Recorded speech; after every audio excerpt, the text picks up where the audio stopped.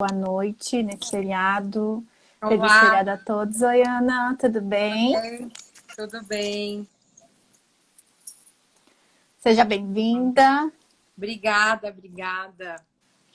Vamos começar então. Sejam todos bem-vindos também nesse dia 1º de maio, dia do trabalho. A gente escolheu, né, Ana, para a gente conversar um pouquinho sobre a revisão da vida toda. E eu acho que o dia até tem tudo a ver, porque o objetivo principal da revisão, que é uma ação de revisão de benefício previdenciário, para quem tem benefício concedido no INSS, e ela visa exatamente trazer toda a vida laboral do trabalhador dentro do cálculo previdenciário, né? Então, combina bem com o dia do trabalho também.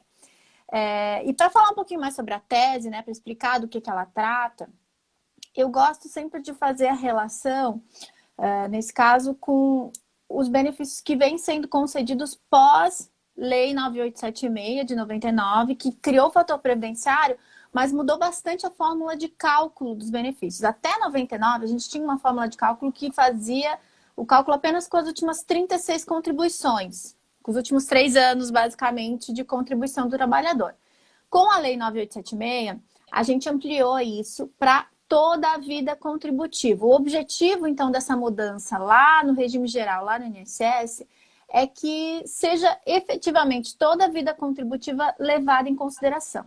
Só que naquela mudança em 99, para não prejudicar quem já estava no sistema, foi criada uma regra de transição que possibilitou que somente fossem utilizados salários de contribuição após julho de 94. Então, em 99, isso equivaleu a mais ou menos 5 anos para trás. Antes era 3, a lei mudou para ser toda a vida contributiva para quem entrasse dali em diante. Quem já estava no sistema, eles protegeram um pouquinho e disseram, não, então vai ser só de julho de 94 em diante.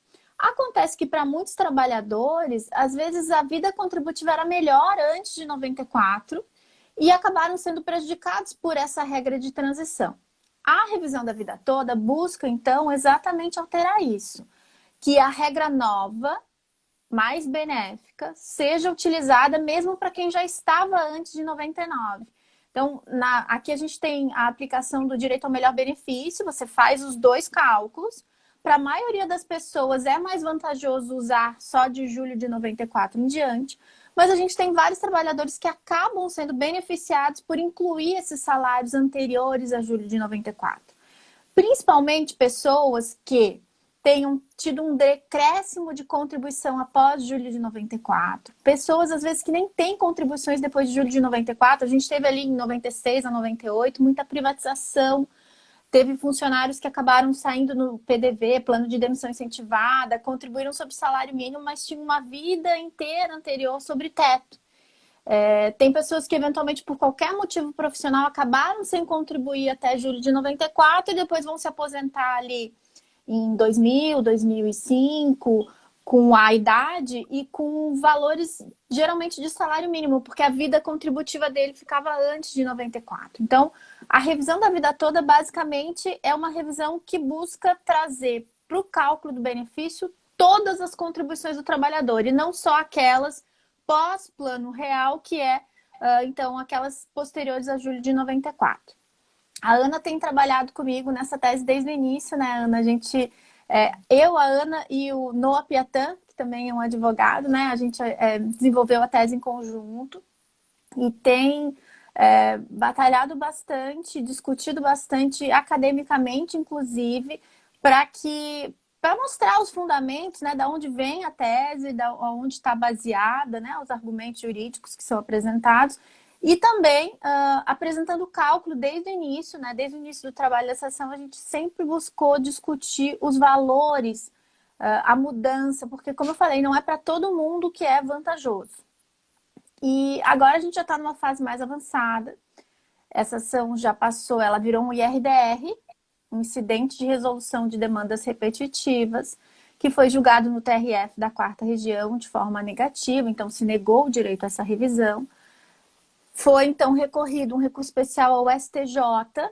No STJ, ele virou o tema 999. Lá no IRDR, ele era o tema 4. Agora, no STJ, ele é o tema 999. E o STJ teve uma posição favorável à tese. no finalzinho do ano passado, meados para o final, e o INSS esse ano, agora acho que foi em março, né, Ana? Foi em março, foi um pouco antes da pandemia. Em março, o INSS entrou com um recurso extraordinário. Então, eu vou passar um pouquinho para a Ana contar para a gente como que está essa fase agora, a fase final, na verdade, da tese, né? Para a gente entender quais são um pouco dos argumentos que o INSS trouxe e também esse contexto pós-decisão da primeira sessão do STJ no tema 999, que foi uma decisão favorável. Ana, fica à vontade. Obrigada, Gi. Então, foi uma vitória muito significativa, né, lá no STJ. Essa tese, acho que desde que a gente começou a trabalhar com ela, era uma das teses mais queridas, né, Gi? A gente acreditava demais nela. E foi uma surpresa no início a quantidade de decisão contrária. Mas a gente conseguiu, né, levar até o STJ e quando foi afetado, a gente fez um trabalho bem bacana lá e infelizmente veio a decisão favorável, então, lá do STJ. O INSS recorreu, acho que a gente não esperava outra atitude, né? A gente já estava esperando que fosse realmente proposto o recurso extraordinário. Agora está naquela fase onde as partes estão com prazo para apresentar as contrarrazões. E aí a gente vai aguardar cenas dos próximos capítulos, né? E o INSS, no recurso extraordinário, lógico que eles trazem à tona toda a questão financeira, né? Isso já faz parte dos recursos extraordinários do INSS. Então, eles levantam alguns números, falam sobre o impacto, falam, né? Eles pegam alguns pontos da decisão da STJ e argumentam, né, com alguns princípios constitucionais, o que a gente está curioso para ver como é que esse recurso vai ser recebido, porque não há pré-questionamento da matéria, né? Não houve pré-questionamento da matéria. Quando nós fizemos o recurso especial, nos dois casos que foram afetados, né, como representativos da controvérsia, e nenhum dos dois casos, quando feito o recurso especial, houve apresentação de contrarrazões pelo INSS. Então, também não houve pré-questionamento nas contrarrazões, o acórdão não foi embargado para fins de pré-questionamento. Então, a gente está realmente... Eu estou ansiosa para ver como é que esse recurso vai ser recebido. A gente, em outros casos, quando a situação foi inversa, quando nós estávamos recorrendo ao STF, nenhum recurso nosso foi admitido, né? Lá no escritório a gente não teve nenhum recurso que foi admitido, todos os recursos não subiram pelo argumento de que a matéria era infraconstitucional.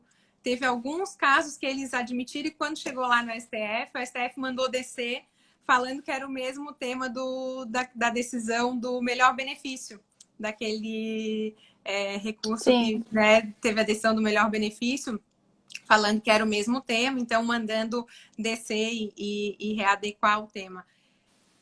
A gente espera, né, muito que esse recurso não seja admitido já nas preliminares ali por falta de pré-questionamento da matéria realmente, mas vamos ter que aguardar e ver como é que vai ser decidido isso aí né, agora na admissibilidade no STJ e depois, se for encaminhado para o STF, como é que isso vai se encaminhar por lá. Isso, eu estou vendo aqui algumas perguntas. A primeira aqui da Renata Rios.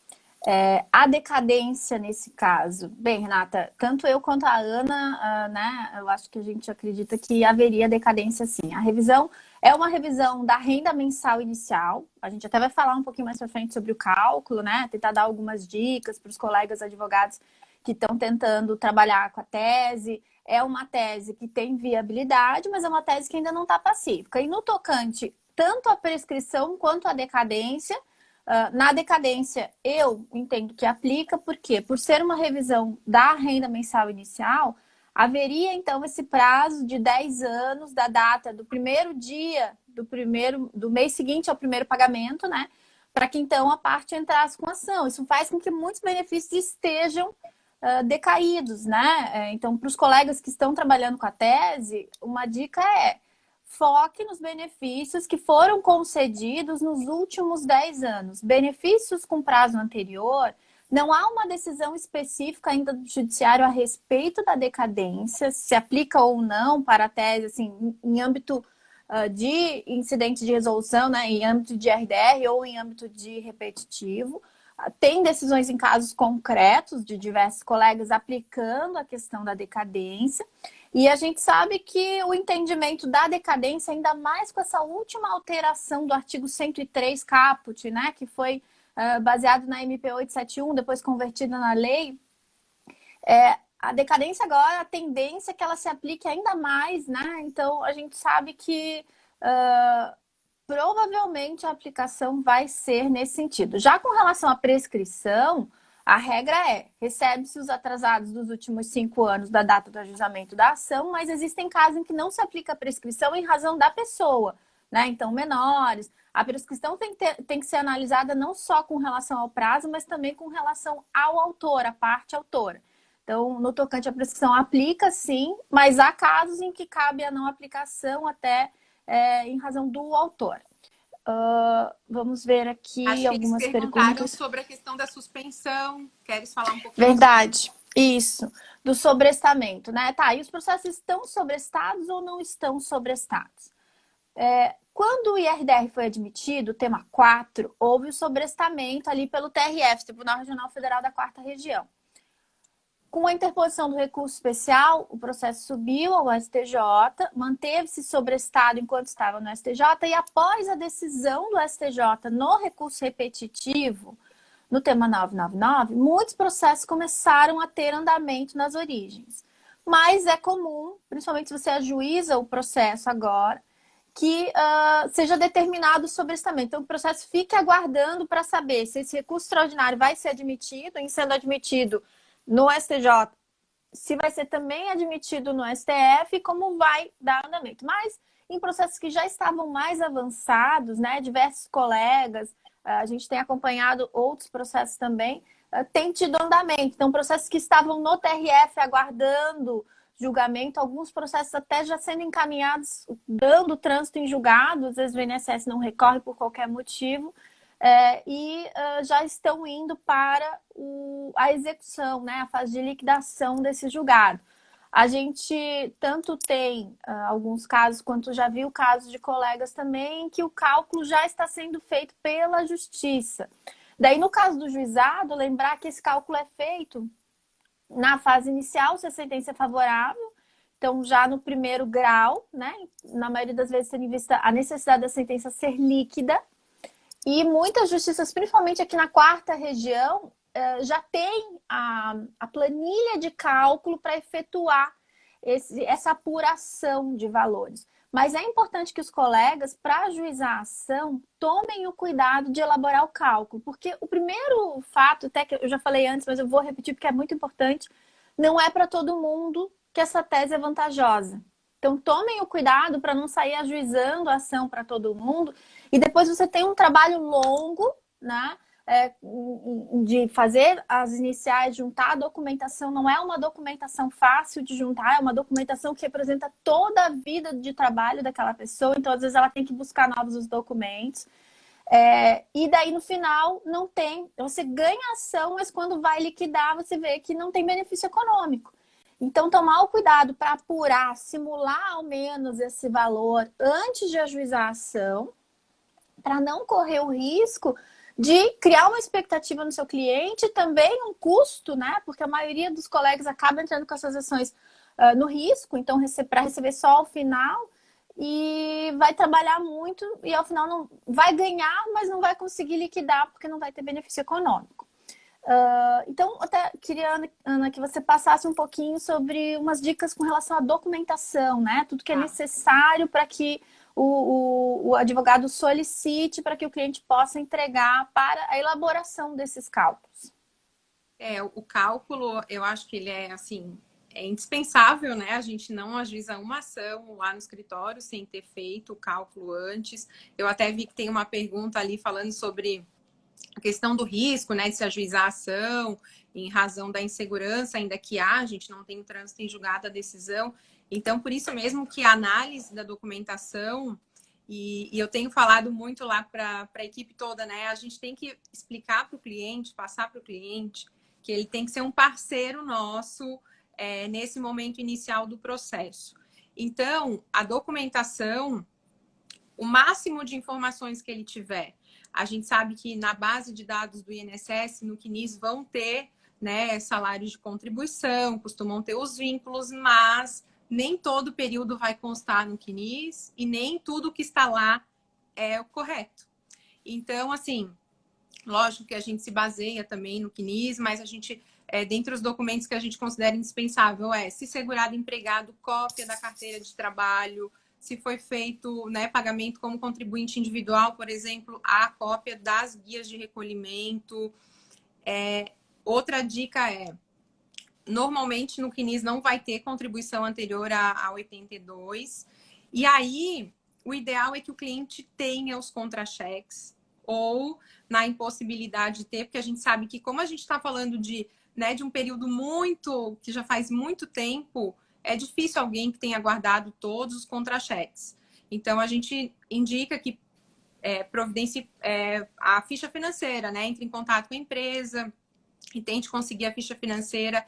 Tem determinados empregados que a gente vê que o que está anotado na carteira de trabalho é o salário base.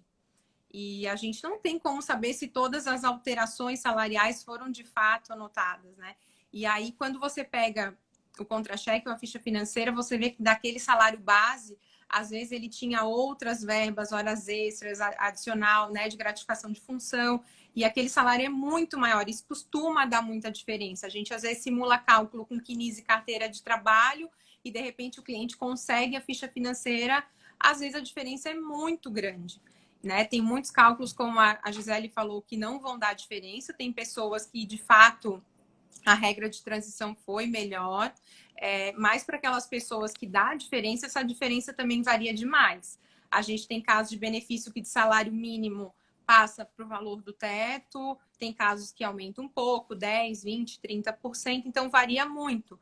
E outra coisa que eu acredito que é de suma importância, né, toda essa questão do cálculo prévio, é inclusive para estabelecer o rito onde você vai entrar com a ação. Porque assim como tem ações que o valor é muito baixo, tem ações que o valor é muito alto. Se você entrar no juizado sem cálculo e você fizer a renúncia, você corre o risco de estar renunciando a muito dinheiro. A gente tem casos de ações que de atrasado dá 200, 300 mil reais. Então, tem que tomar muito cuidado, né, com a questão da renúncia, sem fazer cálculo. E eu acho que é imprescindível você juntar o cálculo para demonstrar o interesse de agir e conversar com o cliente. Uma outra coisa que eu acho que é importante falar para os colegas é cuidar por causa da questão da justiça gratuita. Então, ter esse cuidado de conversar com o cliente, avaliar caso a caso. Essas ações em massa, né? Elas são em massa, mas a gente sempre fala muito no trabalho individual. E é importante você entender se naquele caso a tendência é que o teu cliente tenha ou não direito à gratuidade da justiça. E aí até para conseguir fazer o ajuizamento de uma forma onde ele fique mais seguro, porque a ação ainda não terminou. Em alguns casos, não é possível aguardar o trânsito em julgado da decisão. A gente sabe que isso pode demorar um pouco mais. Tem o prazo de decadência, né? Tem o prazo de prescrição também. Mas às vezes o cliente até pode optar, não, eu prefiro perder algumas parcelas e não entrar com a ação agora. Mas quando a gente está falando do prazo de decadência, não tem nem como esperar, né? E vai decair e não vai ter o que fazer. Então, é muito importante realmente essa documentação que seja a mais completa possível. Tem decisões que a gente já está vendo, juízes no despacho inicial já falando o seguinte, olha, vai ser considerado o CNIS, né? Os valores do CNIS, se não tiver outra comprovação, e se não tiver em lugar nenhum a informação, vai ser considerado o valor do salário mínimo. Então, realmente é muito importante a coleta dessa documentação, que ela seja o mais próximo à realidade contributiva daquele segurado, para que o cálculo, né, seja realmente um cálculo mais real, e aí você possa fazer a escolha certa, se vai ajuizar a ação, qual é o rito que vai ser ajuizada, e para que a ação corra também da melhor forma possível. É ótimo esse destaque mesmo, Ana. E até uma pergunta aqui do Andrei Salomão, se a gente acha viável ajuizar várias ações, mesmo com a insegurança jurídica, qual seria o palpite, né? A possibilidade da tese. E a STF é uma caixinha de surpresa, não dá para saber, né? Há uma pequena expectativa de que o STJ não admita esse recurso extraordinário, mas a gente vai ter que aguardar também, porque como se trata de RDR, às vezes o entendimento é um pouco diferente dos casos em geral. Com relação a ajuizar, isso, como a Ana bem destacou, tem que ser verificado caso a caso, porque a gente tem casos, por exemplo, em que a gente está no prazo de decadência. Então, talvez ou o cliente entra com a ação, ou então ele não vai ter mais como discutir, né? Mesmo que seja julgado pelo STF posteriormente. Então, é importante tomar esse cuidado, analisar no caso concreto. Tem clientes que não querem perder nenhuma parcela, então tiveram benefícios concedidos há mais ou menos uns 4 anos e pouquinho. Dá para esperar, né? Até os 5 anos ali ele não vai ter nada prescrito. Dali em diante ele começa a perder valores. Ele vai poder revisar, mas algumas parcelas vão estar prescritas. Então, sempre dialogar com o cliente também para tomar essa decisão. Não tomar essa decisão unilateral, porque eu já vi alguns clientes, né, de alguns colegas falando de clientes que reclamaram que, por exemplo, o advogado corretamente criou uma estratégia no processo de postergar o ajuizamento para garantir, então, uma situação mais cômoda na questão da segurança jurídica. Então, já com uma posição, talvez, do Supremo, né? Então, ele quer aguardar. Mas ele não conversa, não combina isso com o cliente. E o cliente começa a reclamar que o advogado está atrasando a ação, que o advogado não entrou com a ação. Então, se você optar por aguardar, converse com o seu cliente e até, se possível, pegue um termo com ele, né? Faça ele assinar um termo de que ele está de acordo com esse momento de aguardo. Porque muitas vezes o cliente diz, tudo bem, mas depois ele reclama e pode começar a dizer, não, o advogado atrasou, eu tinha uma ação para ganhar, eu perdi parcelas, porque se prescreve alguma coisa, o cliente tem prejuízo, né? Quem vai arcar com esse prejuízo? Ele pode dizer, não, mas eu queria entrar desde o início, foi o advogado que disse que eu tinha que esperar. Então, você não está dizendo que ele tem que esperar, você está dando a opção para ele, se ele quer correr o risco agora, né? E daí não perder nenhum valor se a ação for julgada favorável, ou se ele quer esperar um momento mais confortável de essa ação já ter sido julgada pelo STF. Então, nessa escolha, não façam a escolha sozinhos. Conversem com seus clientes e documentem bem essa opção feita por ele, porque daqui a pouco, né? Acaba você tendo que arcar ou ser responsabilizado por causa de parcelas eventualmente prescritas. Mas, assim, palpite, eu não tenho, Ana. Você tem algum palpite? Olha, é difícil, né?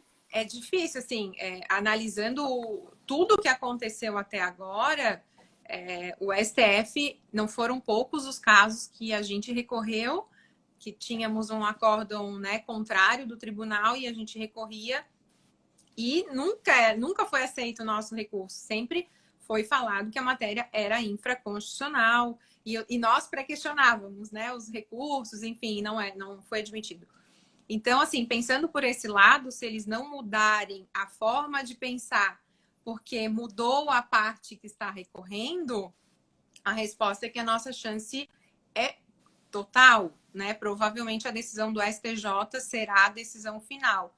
Mas é como a Gisele falou, o STF é uma caixinha de surpresa, a gente sabe que tem muito apelo econômico nessas ações. Eu até acredito que dentre essas ações que andaram, né, sendo analisadas nesses últimos anos, talvez essa não seja de maior impacto econômico, né?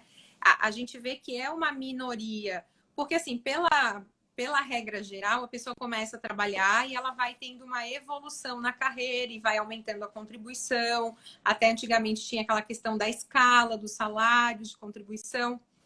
Então, para a grande maioria das pessoas, né, principalmente porque antes a regra que estava em vigência falava que o cálculo era com base nos últimos 3 anos, a tendência é que o cálculo, né, as contribuições fossem melhores depois. Então, a regra de transição seria mais vantajosa. E mais, né, para toda regra tem exceção, tem muitos casos, sim, que o cálculo com base na vida toda é melhor, mas do que a gente atende, a gente vê que é uma minoria, não é? É como a ação do teto. A ação do teto também foi uma ação que não atingia um número tão grande assim de segurados, né? Eram segurados, era um grupo bem específico. E aqui a gente também tem um grupo específico e mais, ainda tem a questão da decadência, que afunilou muito, porque teoricamente a ação caberia para todo mundo que se aposentou a partir de 99. E com a questão da decadência, já, né, boa parte desse grupo já sai fora. Então, mas é uma caixa de surpresas, a gente vai ter que aguardar. Eu espero do fundo do meu coração que não seja admitido esse recurso, que a coisa, né, encerre de uma vez. Eu acho que foi uma vitória muito... O voto do STJ foi um voto muito bem feito, né? Muito bem fundamentado, foi extraordinário, né? Nossa, assim, ó, sensacional. O ministro Napoleão, ele tem uma sensibilidade diferenciada, ele é uma pessoa diferenciada. E foi muito bem escrito realmente a decisão. Eles enfrentaram os argumentos, né, que o INSS costuma usar. Todos, e eles derrubaram todos os argumentos, né? A tese é muito boa. Eu diria que nesses meus... Até perdi já tô meio perdida no tempo. Mas eu já nem conto muito. Eu acho que eu tô há 17 anos estudando direito previdenciário, né? A gente já se conhece há muito tempo. É bom nem falar para não entregar a idade. Mas, assim, eu acho que talvez essa seja a tese que eu mais acreditei, que eu mais dizia, nossa, mas é muito óbvio, como é que, né, vão julgar improcedente isso, essa tese é muito boa, o fundamento é muito forte, está escrito na lei, não tem como dizer que não tem direito. Então, vamos torcer para que o melhor aconteça, né? Muito pensamento positivo. E eu lembro que é uma tese que a gente falava muito, gente, é o princípio do equilíbrio financeiro atuarial sendo a única vez, eu acho que ele vai se aplicar em favor do segurado, né? Porque o que ele quer é exatamente receber pelo que ele pagou. Ele não quer receber nem mais nem menos. Ele quer que o cálculo seja feito com tudo que ele pagou e receba de volta na forma de benefício, né? Exatamente. Não vai é justo. Não vai furar não tem, o caixa, não tem né? déficit, não tem. É exatamente o que ele pagou. Ele não vai receber nem mais nem menos. A média de tudo que ele pagou é que vai ser levada em consideração, né? Aqui uma pergunta com relação aos salários de contribuição do período rural e dos períodos que não podem ser comprovados. O entendimento majoritário tem sido, né, da justiça, tem sido de que se você não provar, existiu o período de trabalho comprovado, e não existir o salário de contribuição para aquele período, é que aquilo vai ser computado como salário mínimo. E isso acaba prejudicando bastante o cálculo para quem não tem. Por isso a importância a gente pedir ficha financeira, pedir as guias de contribuição, analisar com cuidado o CNIS após 82, porque o CNIS nem sempre está certo. Então, a ficha financeira, né, os relatórios daquilo que ele recebeu das empresas do período inteiro, não só de julho de 82 para trás, né?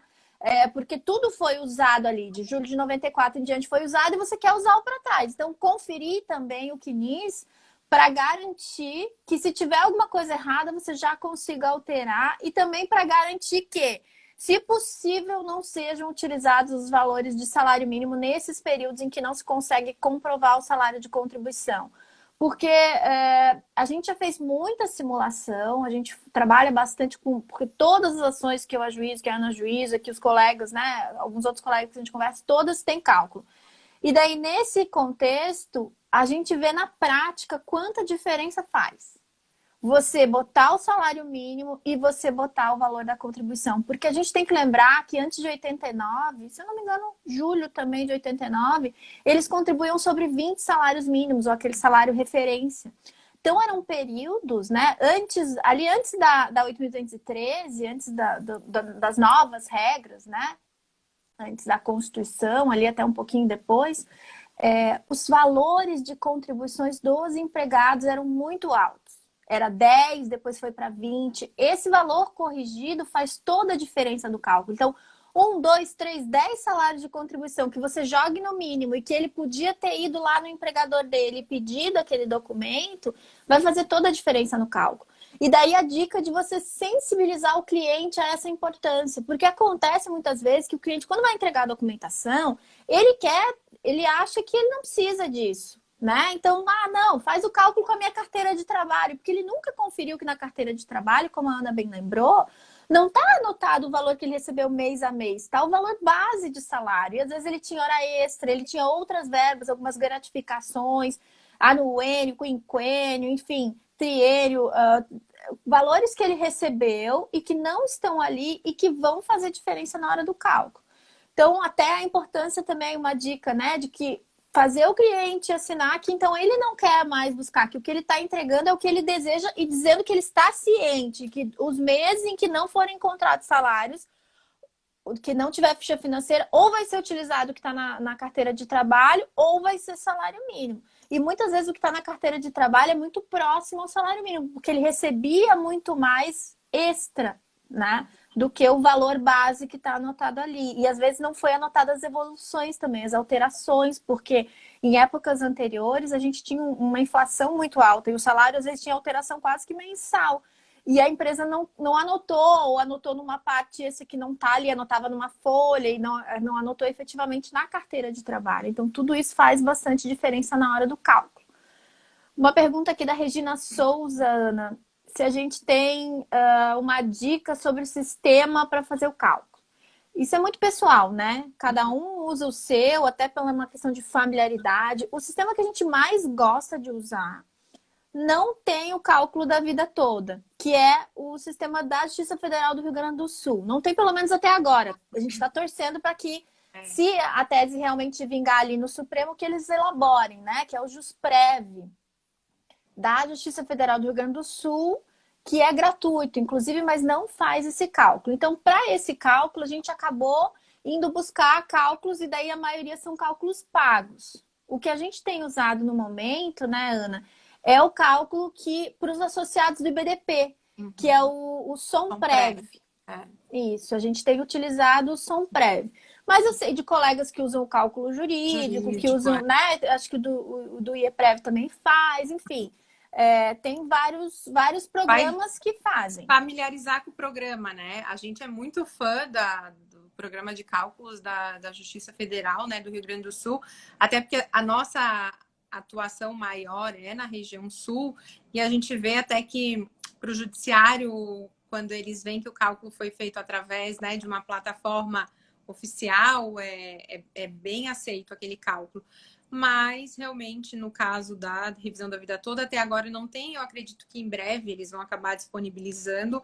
A gente já testei o SOMPREV, cálculo jurídico, acho que todos esses fazem o cálculo, vai um pouco de você ver o custo, qual o custo que você prefere e qual programa que você se adequa melhor, né, de mexer e tal. Eu falo que, assim, gente, se eu faço o cálculo, qualquer um faz, porque eu adoro cálculo. Mas, assim, lá no escritório, eu e a Gisele, a gente brinca, porque a gente ama cálculo. Acho que advogado previdenciarista que não gosta de cálculo, não tem como.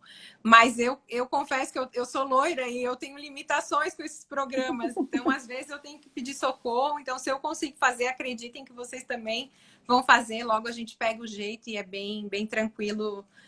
Esses programas, o bacana deles é que eles têm algumas modernidades, então eles exportam os dados do CNIS, então tem coisas que vai facilitando, então vale a pena testa qual que vocês se adaptam melhor e usem esse que exatamente. Melhor. A dica fica só que esse SOMPREV, eu sei que para quem é associado do IBDP, ele é gratuito. Então, né, para quem for associado do IBDP, dá para entrar lá no site, tem o link, é um cálculo online, né, que dá para fazer essa apuração. Uma pergunta aqui do Álvaro Saramento. A revisão da vida toda é devida apenas para os benefícios concedidos a partir da Lei 9876? Sim, Álvaro, só depois da mudança que a gente começou a falar em utilizar todos os períodos contributivos. Então, a gente, e inclusive a partir da lei, tem que cuidar para ver se não foi gente que foi concedido com base no direito adquirido, né? Porque quem utilizou o direito adquirido e a média dos últimos 36 só vai poder utilizar isso se esse benefício for mais vantajoso. Então, são para benefícios concedidos a partir da Lei 9876, sim.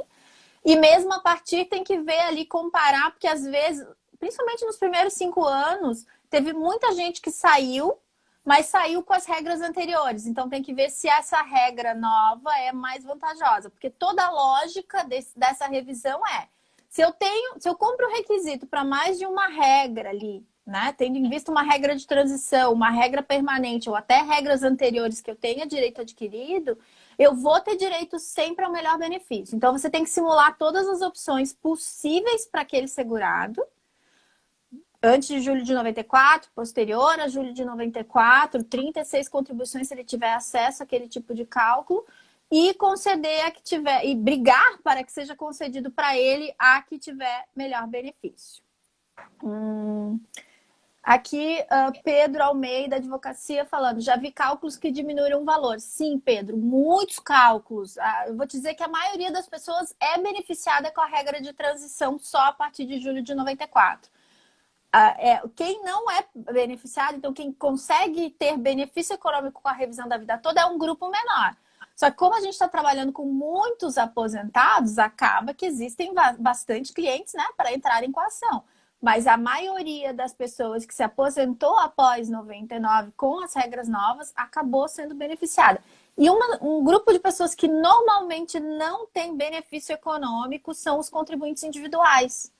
Porque, como a Ana lembrou, eles faziam um escalonamento de salários. Eles não começavam, como é hoje, eles podem contribuir sobre o teto. Os facultativos, a mesma coisa, né? Eles não podiam começar a contribuir sobre o teto. Então, eles tinham que começar a contribuir sobre o salário mínimo e ir subindo a escadinha. Nesse contexto, como eles levavam algum tempo para chegar a uma contribuição alta, às vezes, para eles não tem benefício econômico. Eles teriam direito a fazer um cálculo com todo o período, mas para eles não tem vantagem. Então, é isso que a gente tem que tomar o cuidado de... Por isso, a importância de a gente fazer o cálculo mesmo, né? Então, fazer o cálculo primeiro, antes de entrar com a ação. Vamos ver aqui. Doutor, essa ação que está no STJ, que não houve pré-questionamento, é uma ação individual? Não. É um recurso repetitivo que foi afetado com o tema 999. Inclusive, não é nem uma ação só, são duas, né, Ana? São 2 recursos especiais. São dois recursos especiais. Uhum. Um é nosso, um outro é de outro advogado. Aqui uma pergunta da Renata. Se o cálculo for feito incorreto, pode prejudicar o cliente? Digo, no caso do advogado ter calculado errado e a revisão não ser a melhor opção. Olha, o problema maior me parece até o advogado ter dito que não cabe revisão e caber, né? Então fazer o cálculo incorreto dizendo que não caberia e daí ele não vai entrar com a ação e vai perder aquele direito. No caso de ele entrar achando que cabe a revisão, não é comum no processo previdenciário a decisão ser contrária para fins de reduzir benefício, que é chamada também como execução invertida, né? Então, se você entra com a ação e não tem benefício econômico, o correto seria extinguir o processo em julgamento do mérito por falta de interesse de agir, né? Então, o cliente, em regra, não deveria ser prejudicado. Ele é mais prejudicado quando você diz que ele não tem direito e ele deixa de entrar, do que quando você diz que ele tem, ele entra e eventualmente vai lá na hora de liquidar e não tem valores, né? Mas quem é prejudicado nesse caso, o maior prejudicado me parece que é o advogado, que teve que trabalhar todo esse período e não vai ganhar nada. E o cliente tem o prejuízo principalmente de ter criado a expectativa, né? E daí um cuidado, que fica uma dica aqui, para a gente ter muito cuidado com relação a essa informação dos números, dos cálculos. Porque quando a gente passa para o cliente a informação de que ele tem diferença, então ele ganha um salário mínimo, a gente diz, olha, eu simulei aqui, então focar muito na palavra simulação, né? Eu fiz uma simulação e encontrei aqui que o seu benefício lá no início seria de R$2.000. Então, de 1.000 ele passaria para 2.000. Ele muitas vezes ele já começa na cabeça dele a viver com aquele valor. Né? A certeza de que ele vai ganhar aquilo. Às vezes até criando dívidas, né, Ana?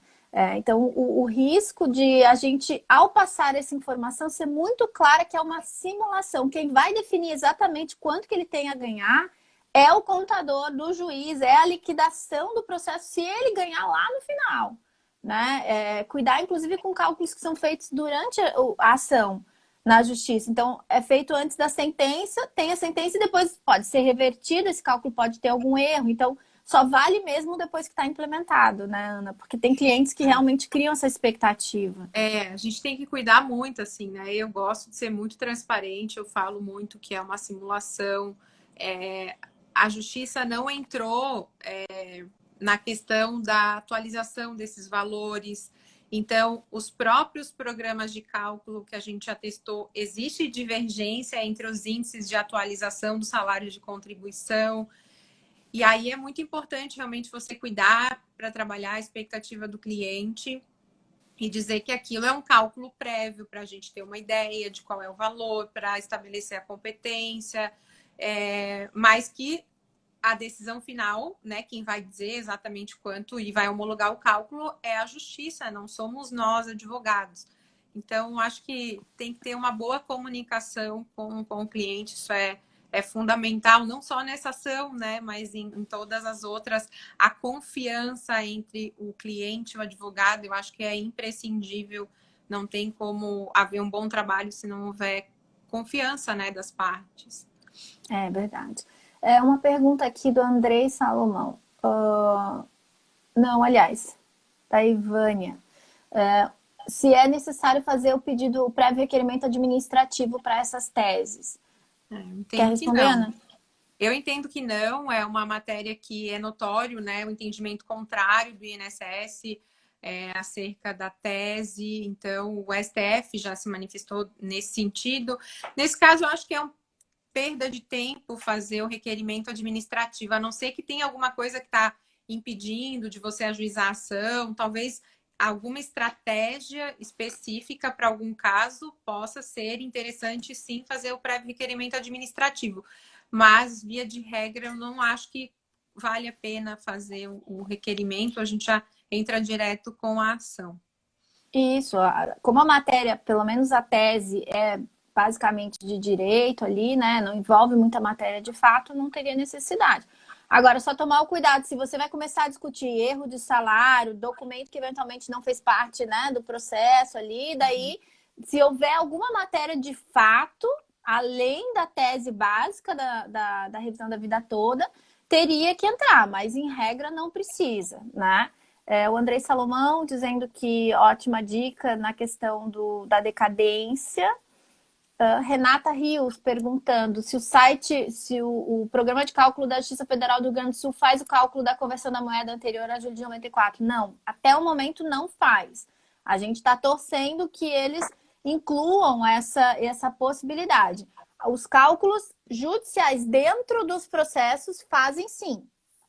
Tanto a gente tem, como a gente tem notícia de que a Justiça Federal já faz esse cálculo, mas ela ainda não disponibilizou o cálculo gratuito para que você possa lá baixar e fazer você mesmo. Eles fazem para os processos, não tem ainda esse cálculo gratuito.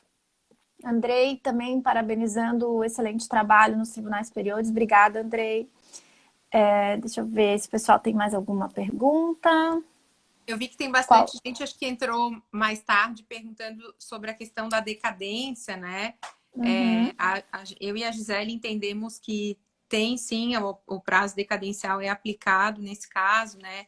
Uma vez que você está mexendo no ato de concessão, né? A revisão do ato de concessão da aposentadoria, no nosso entendimento, infelizmente tem prazo decadencial para essa tese.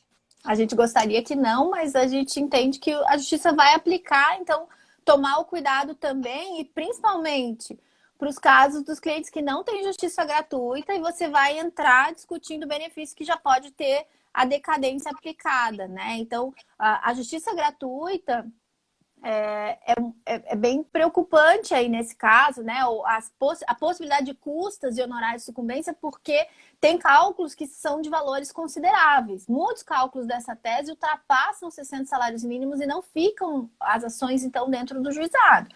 E se você entrar com uma ação, ainda mais para uma pessoa que já está dentro do período que estaria decaído, toma cuidado, né? Conversa bem para o cliente para ver se ele quer tentar realmente, né? Porque tem risco, e daí o risco ainda é maior, porque não é só o risco da tese, é o risco da discussão da decadência também, né?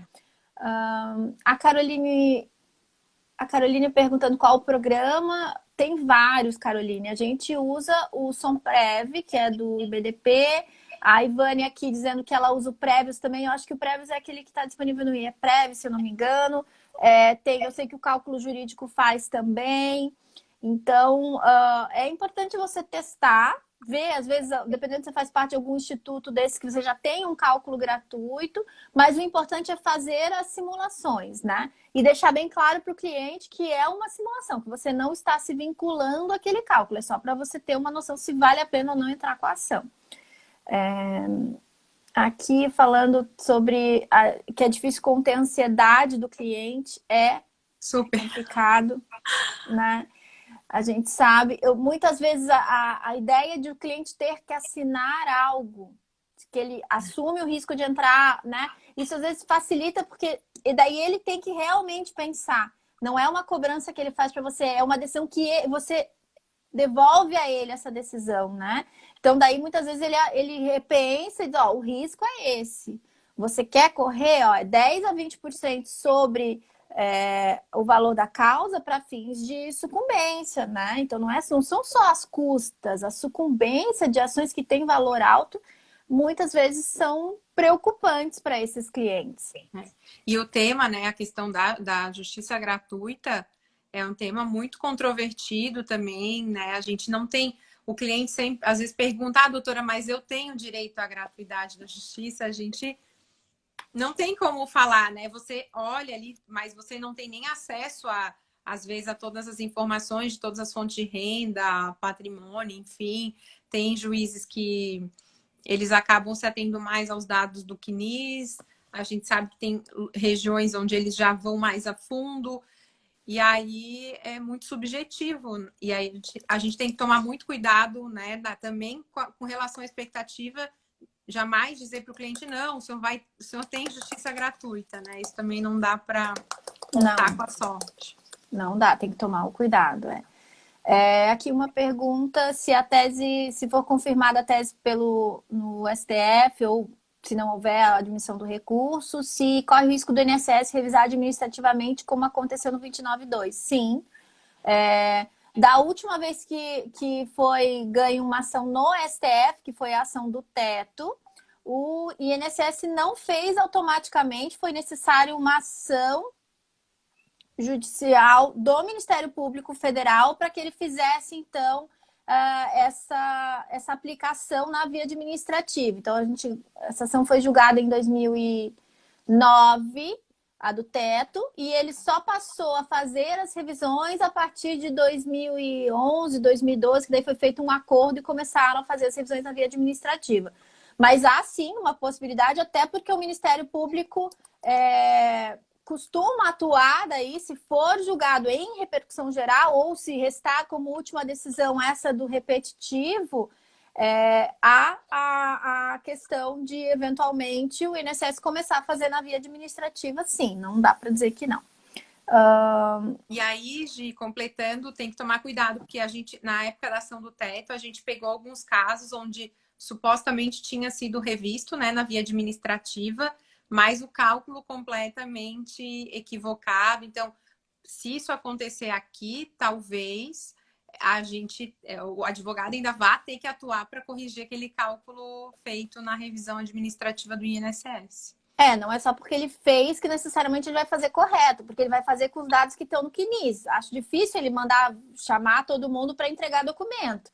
E a gente sabe que o CNIS, por exemplo, antes de 82, ele nem tem valor, né? Então vai ter gente que às vezes o INSS pode até fazer na via administrativa, mas não vai ser o valor correto. Então não quer dizer que não caiba revisão posterior também. Bem lembrado isso, Ana.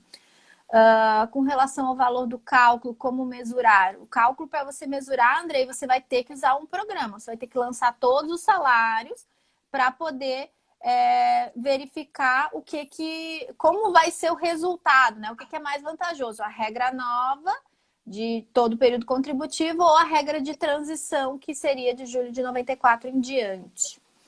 Vamos ver. Se tem mais alguma pergunta. Se for protocolada uma ação com o cálculo errado, pode prejudicar o cliente ou simplesmente é desconsiderado? Nesse caso, tem discussão. Tem entendimentos que a parte fica limitada àquilo que ela pediu. Então, se você pediu para menos, sim, pode eventualmente trazer essa discussão ali, principalmente se você usa esse cálculo na fase de execução. Né? Então, se você executar um valor maior do que devido, você pode ser condenado em honorário de sucumbência do valor sobre, né? Porque você perdeu o INSS, então faz os embargos ali, a sua execução, e daí ele prova que seu valor tinha excedente, você pode ser condenada em honorário, ou o seu cliente é condenado em honorário de sucumbência na fase de execução. Então, assim, é importante tomar cuidado para que o cálculo seja o mais correto possível, mas o cálculo do valor da causa é um cálculo simulado por natureza. Primeiro, porque a gente tem que incluir 12 vincendas que a gente não sabe qual vai ser o reajuste desse período. Então, não é um cálculo exato. Diferente do cálculo da condenação, do cálculo da execução, que é um valor preciso, baseado numa decisão judicial, o cálculo do valor da causa é um cálculo simulado. Então, não é que fique vinculado totalmente àquele valor, não. Eu entendo que é uma simulação que você faz dentro das ferramentas que você tem disponível. Eu acho mais preocupante aí a expectativa que você cria no cliente desse cálculo eventualmente está errado, porque daí o cliente, muitas vezes você simulou de alguma forma e deu um cálculo muito maior do que o cliente tinha direito. Ele, às vezes, ele confunde que não foi um erro de cálculo, foi alguma coisa que você fez errado, né? No processo, enfim. Acaba, às vezes, o cliente criando uma certa confusão. Deixa eu ver. Benefícios concedidos antes de 2010 já sofreram os efeitos da decadência? A gente entende que sim. Infelizmente, né? A gente entende que sim. A gente gostaria que não, né? Eu sei que tem gente que discute isso. Eu acho que esses fundamentos são possíveis de discutir, mas as últimas jurisprudências no tocante à decadência têm sido bem restritivas. A pior delas, agora mais recente, foi a da pensionista, Da né? pensionista, o STJ já há anos, né, dizendo que a data de início da pensão que deveria ser considerada e não a do benefício originário, e aí nos surpreenderam, né, com uma decisão completamente diferente daquilo que estava já sedimentado há um tempo. E então, eles estão vendo com um olhar muito restrito essa questão da decadência, e eu acho que não teria muito argumento para a gente fugir dela nessa tese aqui. E daí eu acho arriscado e perigoso a questão de entrar com ações para quem eventualmente possa ter que pagar custas e honorário de sucumbência baseado, né, na questão da decadência. E também lembrar o seguinte, tem um projeto de lei dizendo que nem no juizado vai ter isenção de custas mais no primeiro grau. Então, e como que isso vai afetar as ações que já estejam em andamento, isso tudo é discutível lá na frente, né? Então, a gente tem que tomar o cuidado de dizer, não, mas eu estou entrando no juizado, então não tem custas. Não tem custas hoje, mas talvez tenha quando a sua ação for julgada, porque tem um projeto de lei querendo tirar exatamente essa proteção ali do segurado no caso dos juizados da Fazenda Pública, então, aliás. Então, a gente tem que tomar bastante cuidado, né? Porque vai que eventualmente isso acaba atingindo o teu cliente. Ana, foi ótimo, só que a gente já está entrando na contagem final aqui.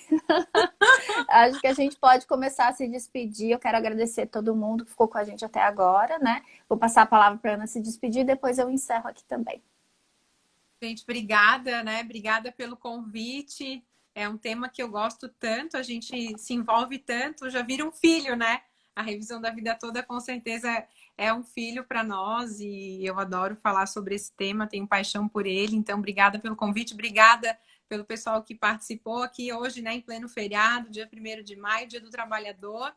Mas no dia do trabalhador a gente também trabalha. Então, obrigada aí a todos.